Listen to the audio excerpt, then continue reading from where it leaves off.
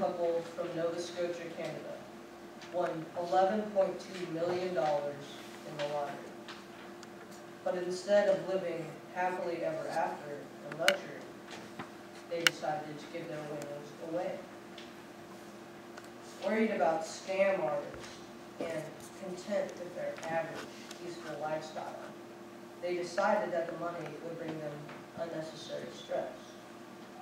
They helped their family with some of the money and then divided the rest of the money between churches, organizations fighting cancer, Alzheimer's and diabetes, the Red Cross, the Salvation Army, cemeteries, hospitals, and their local fire department. The couple has no regrets. What you've never had, you never miss, Bible said. They are happy just to have each other. Well, the kindness and generosity of Alan and Violet Lars is a lot like Jesus's at the pool of Bethesda. Granted, they didn't give a man his legs back, but they did change lives. I don't think that when Jesus came for the festival, he knew that he was going to perform a miracle. And I don't think that the Larges thought that they were going to give their money away either. When Jesus passed by the pool and saw the man, I don't think he only saw the man, but saw inside of him. Jesus truly knew all when it came to people. To know that someone can stare into your soul and know what you're worth is very frightening. And the lame man at the pool was crippled for 38 years.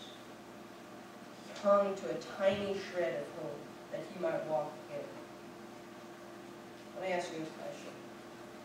If it were you laying on the side of the pool, unable to walk for 38 years of your life, would you still have hope? Most people wouldn't, and I would have to think long and hard to find the answer to that myself. But this is the same hope, the same faith that every other person healed by Jesus had. And this must have been what Jesus was looking for when he found a crippled person. There were hundreds of other crippled people who wanted to heal as much as he had. But Jesus found the man that had the hope, had the faith to get up and walk, something that the others lacked. And in all of Jesus' miracles, he almost always instructs the person to do something. Whether it is simply opening up their eyes or getting up and walk. The phrase, Jesus helps those who help themselves, really comes into play. Again, I want you to imagine you have been crippled for 38 years and you are lying on the edge of a pool. Suddenly, a random person comes up to you and tells you to get up and walk.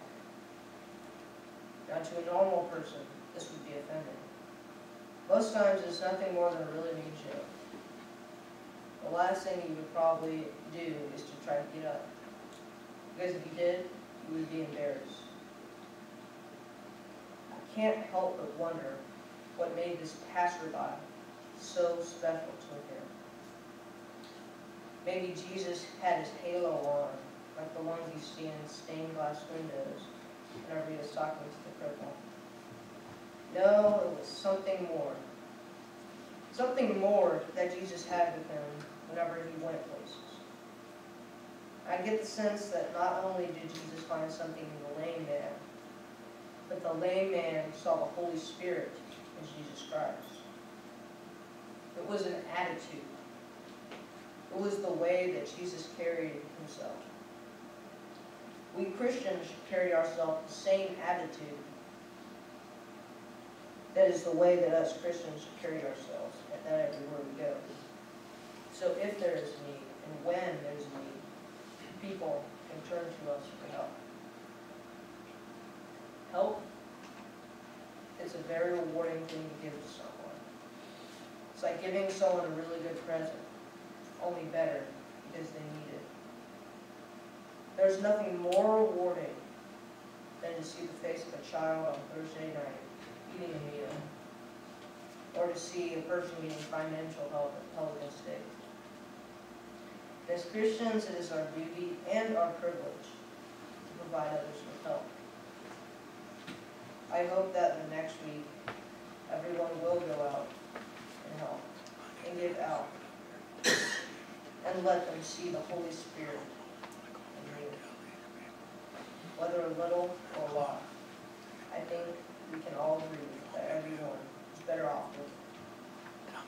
They will know that we are Christians when they see the Holy Spirit through us. When I think of help, a quote from Charles Lynn comes to mind. I don't want to live in a kind of world where we don't look out for each other. Not just the people that are close to us, but anybody who needs the help we can. We can't change the way anybody else thinks or what they choose to do, but I can do my bit.